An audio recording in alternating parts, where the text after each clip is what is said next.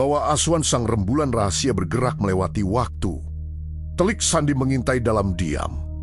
Bagaimana jika pelaku penembakan sekolah ternyata masih anak-anak? Bukan orang dewasa, bukan mantan tentara, tetapi dua bocah SMP yang diam-diam merencanakan pembunuhan massal.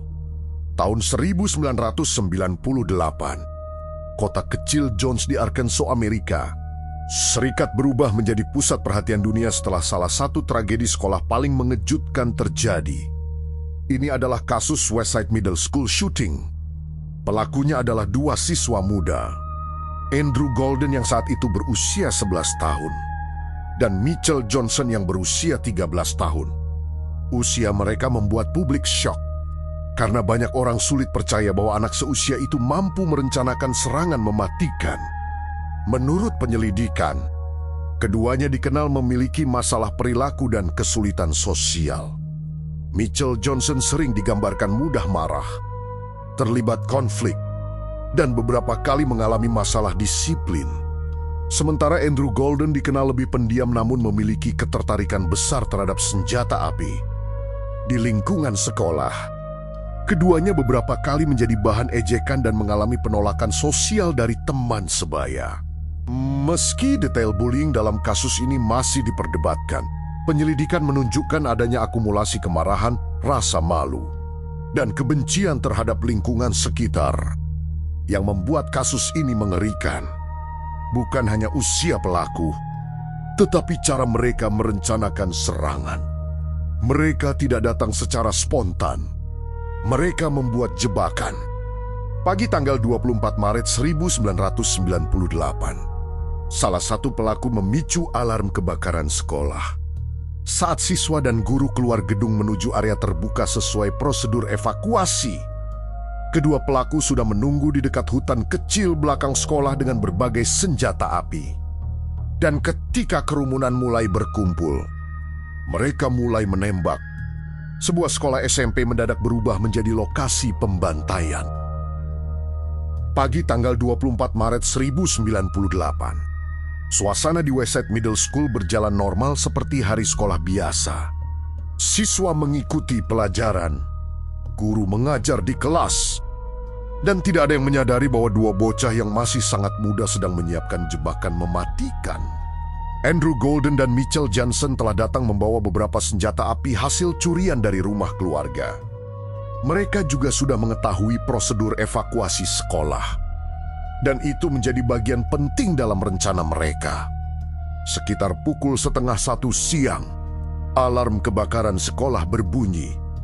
Guru dan siswa langsung mengikuti prosedur darurat dan keluar menuju area terbuka di luar gedung.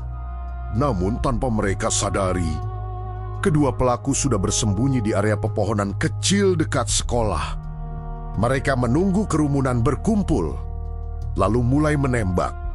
Peluru menghantam siswa dan guru yang sedang berusaha memahami apa yang terjadi. Kepanikan langsung pecah. Anak-anak berteriak dan berlarian mencari perlindungan. Sebagian menjatuhkan diri ke tanah. Sebagian mencoba kembali masuk ke gedung sekolah.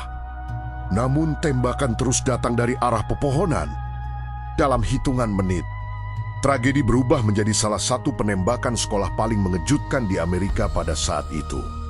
5 orang tewas, terdiri dari 4 siswi dan 1 guru. Lebih dari 10 orang lainnya mengalami luka-luka, yang membuat publik semakin syok. Pelaku serangan ternyata masih anak-anak. Bahkan salah satunya baru berusia 11 tahun. Dalam analisis keamanan modern, kasus ini menunjukkan bentuk early arc targeted violence. Ketika pelaku usia sangat muda sudah mampu melakukan perencanaan serangan mematikan secara sadar. Setelah menembakkan puluhan peluru, kedua pelaku akhirnya mencoba melarikan diri. Namun polisi berhasil menangkap mereka tidak lama kemudian. Dan Amerika mulai menghadapi pertanyaan besar. Bagaimana dua bocah SMP bisa berubah menjadi pelaku pembantaian sekolah? Setelah Westside Middle School shooting mengguncang Amerika, penyelidikan mulai mengungkap kehidupan dua pelaku muda yang berada di balik tragedi tersebut. Mitchell Johnson diketahui memiliki riwayat masalah perilaku dan kemarahan sejak kecil. Beberapa teman sekolah menggambarkannya mudah tersinggung, sering berkonflik, dan beberapa kali mengalami masalah disiplin. Sementara Andrew Golden dikenal lebih tenang dan tertutup, namun memiliki ketertarikan besar terhadap senjata api dan berburu. Penyelidikan menemukan bahwa keduanya sudah merencanakan serangan sebelum hari kejadian. Mereka mempelajari area sekolah, menyiapkan senjata, dan memahami bahwa alarm kebakaran akan memaksa siswa keluar ke area terbuka. Itulah alasan mereka menggunakan alarm sebagai jebakan, yang membuat kasus ini sangat mengganggu secara psikologis. Bukan hanya jumlah korban, tetapi fakta bahwa perencanaan dilakukan oleh anak-anak yang bahkan belum cukup umur untuk mengemudi. Motif pasti keduanya tidak pernah sepenuhnya jelas. Namun banyak analisis menyebut adanya campuran kemarahan sosial, hazaterazing konflik pribadi, dan ketertarikan terhadap kekerasan. Beberapa laporan juga menyebut bahwa Mitchell Johnson pernah mengeluh dipermalukan dan dihina oleh teman sebayanya. Meski tidak semua tuduhan bullying dapat diverifikasi penuh, penyelidikan menunjukkan adanya rasa frustrasi sosial yang terus berkembang. Dalam analisis psikologi kriminal modern, kasus-kasus ini sering dikaitkan dengan simulation, ketika kemarahan kecil, penghinaan sosial, dan rasa gagal dipendam terlalu lama hingga berkembang menjadi fantasi kekerasan. Kasus ini juga mengguncang Amerika karena menunjukkan bahwa school shooting bukan lagi ancaman yang hanya melibatkan remaja lebih tua atau orang dewasa, tetapi bisa muncul bahkan dari anak usia sekolah menengah pertama. Setelah ditangkap, kedua pelaku diadili sebagai anak di bawah umur sesuai hukum Arkansas saat itu. Karena usia mereka, hukuman maksimal yang bisa diberikan sangat terbatas. Dan keputusan itu memicu kemarahan besar dari masyarakat Amerika. Banyak keluarga korban merasa hukum tidak mampu memberikan keadilan setimpal terhadap tragedi tersebut. Kasus ini kemudian menjadi titik penting dalam perdebatan nasional tentang kekerasan remaja, akses senjata api dalam keluarga, bullying, dan sistem hukum anak di Amerika Serikat. Karena dunia mulai sadar bahwa kemarahan yang tumbuh sejak usia sangat muda, jika bercampur dengan akses senjata dan fantasi kekerasan, bisa berubah menjadi tragedi nyata. Kasus Westside Middle School shooting meninggalkan trauma besar di Amerika Serikat, bukan hanya karena jumlah korban, tetapi karena usia para pelakunya yang masih sangat muda. Publik Amerika sulit menerima kenyataan bahwa dua bocah SMP mampu merencanakan jebakan mematikan dan melakukan penembakan massal secara sadar. Tragedi ini mengubah cara banyak pihak memandang kekerasan remaja. Karena sebelumnya, ancaman seperti ini sering dianggap sesuatu yang hanya dilakukan orang dewasa atau remaja lebih tua. Namun, kasus Westside menunjukkan bahwa kemarahan dan fantasi kekerasan bisa tumbuh bahkan sejak usia anak-anak. Dalam analisis intelijen modern, kasus ini sering digunakan sebagai contoh Erlin's Pathway, yaitu proses ketika masalah emosi, penghinaan sosial, lingkungan bermasalah, dan akses senjata bertemu dalam usia perkembangan yang masih sangat muda. Kasus ini juga membuka perdebatan besar tentang penyimpanan senjata api di rumah keluarga Amerika. Karena sebagian senjata yang digunakan pelaku berasal dari rumah keluarga mereka sendiri. Publik mulai mempertanyakan bagaimana anak-anak bisa memiliki akses terhadap persenjataan mematikan tanpa pengawasan ketat.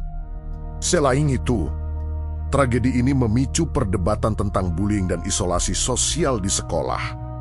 Meski tidak semua klaim bullying dalam kasus ini terbukti sepenuhnya, banyak ahli percaya bahwa rasa marah, penghinaan sosial, dan tekanan emosional yang dipendam sejak kecil memainkan peran penting dalam perkembangan psikologi kedua pelaku. Setelah menjalani hukuman sesuai sistem peradilan anak Arkansas, kedua pelaku akhirnya dibebaskan saat dewasa muda karena hukum saat itu membatasi masa tahanan untuk pelaku di bawah umur. Keputusan itu memicu kontroversi besar. Banyak keluarga korban merasa luka mereka tidak pernah benar-benar selesai. Kasus ini kemudian menjadi salah satu tragedi penting dalam sejarah school shooting Amerika sebelum peristiwa Columbine setahun berikutnya. Dan hingga hari ini, West Side tetap dipelajari dalam psikologi kriminal, keamanan sekolah, dan studi kekerasan remaja. Karena tragedi ini menunjukkan satu hal mengerikan, bahwa kemarahan kecil yang terus dipelihara sejak usia muda kadang dapat berkembang menjadi kekerasan besar. Telik Sandi mengurai kisah ini bukan untuk sensasi, tetapi untuk memahami pola bahwa penghinaan sosial, rasa marah, dan isolasi yang tidak ditangani sejak awal bisa meninggalkan dampak mematikan, bahkan ketika pelakunya masih anak-anak.